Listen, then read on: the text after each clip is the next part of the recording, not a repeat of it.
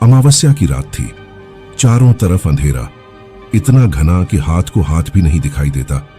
हवा जैसे थम सी गई थी और मैं वहां खड़ा था, छुपा हुआ उस पुरानी बावड़ी के पास। वो बावड़ी जैसे किसी की प्रतीक्षा कर रही हो। मुझे अभी भी याद है, वहां का माहौल डरावना था। मैंने देखा कि दो आदमी एक बेहोश इंसान को खींचते हुए बावड़ी की ओर बढ़ रहे थे।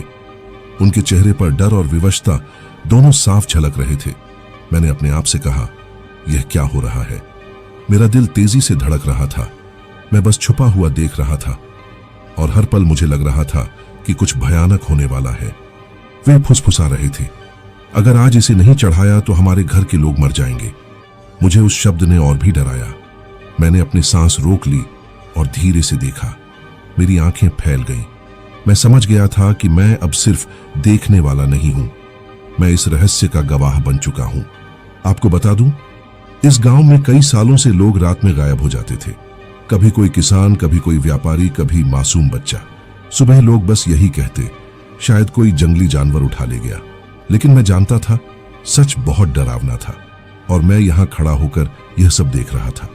मैंने देखा कि देशमुख परिवार के लोग बेहोश इंसान को लेकर सीधे बावड़ी की ओर बढ़ रहे थे। सिर पर सिंदूर, गर्दन पर नींबू और मंत्र पढ़ रहे थे। फिर उन्होंने उसे बावड़ी में धकेल दिया। मैं सोच रहा था, क्या मैं सच में ये देख रहा हूं? क्या ये लोग ही हैं जो वर्षों से गांव में भय फैलाते रहे हैं?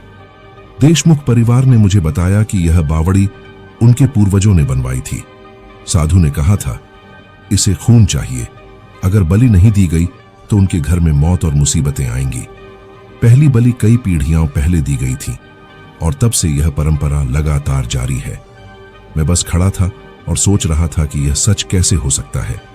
देशमुख ने कांपती आवाज में कहा, अगर हम इसे नहीं निभाएंगे, हमारे घर के लोग भूखे मर जाएंगे। कुछ महीनों पहले उनकी बहू बिना वजह तड़प तड़प कर मर गई थी और मैं खड़ा सोच रहा था कि गायब होने वाले लोग क्यों रात में लापता हो जाते थे। संदीप अकेला बावड़ी की तरफ गया और फिर उसका कहीं कोई निशान नहीं मिला। गांव में डर फैल चुका था। मैंने देखा कि तांत्रिक बाबा त्र्यंबक गांव में आए। उन्होंने हवन शुरू किया, मंत्रोच्चार शुरू हुए। मैंने देखा लाल धुआं उठने लगा और उसमें चेहरों की आकृतियां दिखने लगीं। मैं कांप रहा था और अभी भी छुपा हुआ था। बाबा ने हवन कुंड में हड्डियां, रक्त और नीम के पत्ते डाले। हर मंत्रोच्चार के साथ बावड़ी से भिनभिनाहट और गुर्राहट की आवाजें आती रहीं। मैं अपने कानों को चौंधिया रहा था। लग रहा था कि बावड़ी खुद जिंदा हो गई हो। मैंने देखा कि लाल धुआं और चेहरों की आकृतियां डरावना दृश्य बना रही थीं। बाबा ने लोहे की कील उठाई और बावड़ी के मुहाने पर ठोक दी। कुछ देर के लिए चीख निकली, फिर अचानक शांत हो गई। गांव वाले कांप रहे थे, कुछ बेहोश हुए। मैं भी सहम रहा था, लेकिन खड़ा रहा। यह सिर्फ शुरुआत थी। मुझे एहसास हो रहा था कि असली डर अभी बाकी है। बावड़ी से लाल रंग का पानी फव्वारों की तरह बाहर आने लगा। सड़ी गली गंध फैल गई। मैंने देखा कि पानी में चेहरों की आकृतियां बदल रही हैं। संदीप का चेहरा, देशमुख के पुरुषों के चेहरे। मैं ठहरा नहीं, बस देखता रहा। हर पल मेरी धड़कन तेज हो रही थी। मैंने महसूस किया, ये जगह सिर्फ पानी नहीं मांगती, ये भूख मांगती है। देशमुख परिवार का पूरा परिवार रहस्यमय मौतों से खत्म हो गया। उनका घर अब वीराना है, लेकिन मैं यहां खड़ा हूं और यह सब आपको सुना रहा हूं। गांव में डर अब भी मौजूद था। मुझे महसूस हुआ कि बावड़ी अब सिर्फ बलि नहीं मांगती, यह एक जीवित अभिशाप बन चुकी है। मैंने देखा कि गांव वाले अब डर के मारे हरे रह गए। मेरे आसपास लोग कांप रहे थे, लेकिन मैं खड़ा रहा, छुपा हुआ, और सब कुछ रिकॉर्ड कर रहा था। मैं जानता था कि अगर यह नियम नहीं माना गया तो बावड़ी फिर जाग उठेगी। बाबा ने कहा, हर अमावस्या रात कोई ना कोई दिया जलाएगा और हनुमान चालीसा का पाठ करेगा। अगर नियम नहीं माने गए तो बावड़ी फिर जाग उठेगी और मौत का तांडव शुरू होगा। मैंने यह सब देखा और अपने आप से कहा, मैं कभी इसे भूल नहीं सकता। यह कहानी सिर्फ डराने के लिए नहीं, यह सच है। मैंने गांव के लोगों को देखा। उनकी आंखों में डर और आशंका दोनों साफ दिख रहे थे। मैंने उन्हें महसूस किया कि वे जानते हैं कि कुछ असाधारण घटित हुआ है और मैं अब आपको बताने वाला हूं। अगली अमावस्या तक इस बावड़ी की भूख किसे पकड़ लेगी, मैंने सुना कि पिछले कई सालों से कई लोग गायब हो चुके थे। कभी कोई किसान, कभी व्यापारी, कभी बच्चा। उनकी मौत की सच्चाई कोई जान नहीं पाया। मैं अपने सामने घटती हर घटना को महसूस कर रहा था। मुझे यह सब सच में डरावना लग रहा था। देशमुख परिवार ने पहली बार एक गरीब किसान को बलि में चढ़ाया था। उसकी गर्दन पर नींबू रगड़े गए, सिर पर सिंदूर लगाया गया, फिर उसे बावड़ी में धकेल दिया गया। मैं वहां खड़ा सब देख रहा था।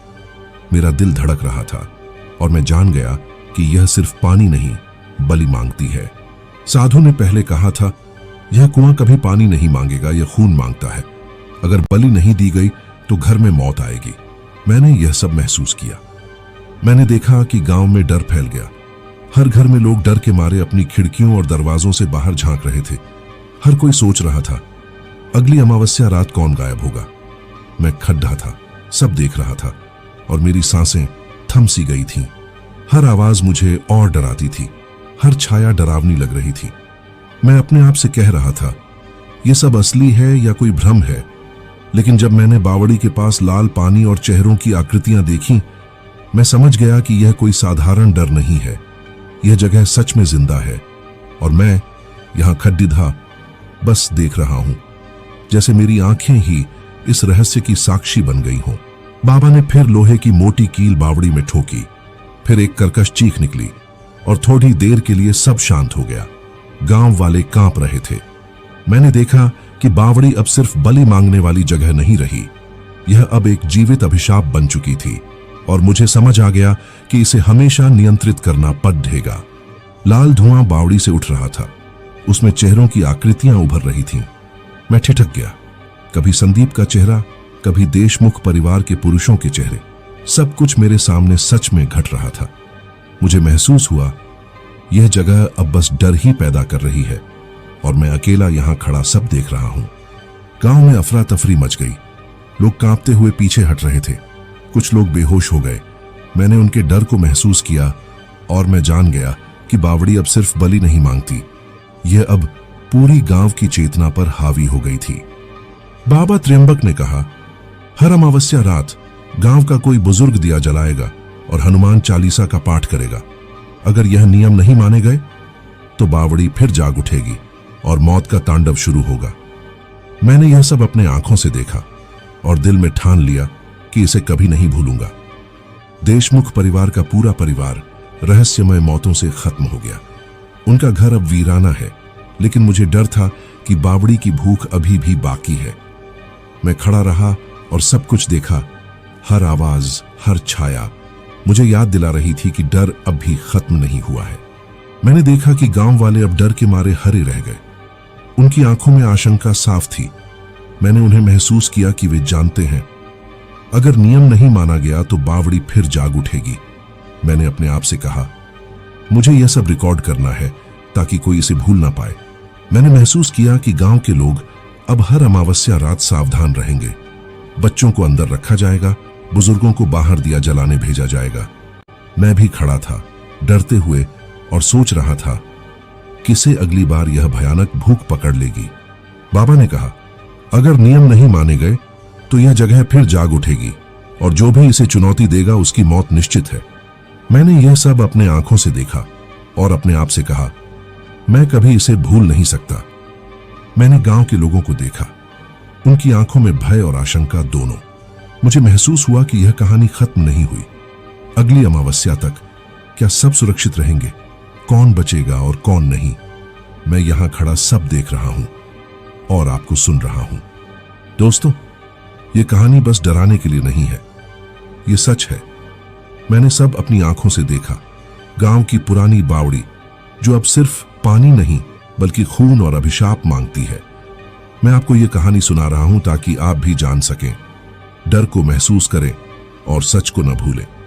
याद रखिए, अगली अमावस्या तक सावधान रहना ही जीवन बचाने का रास्ता है।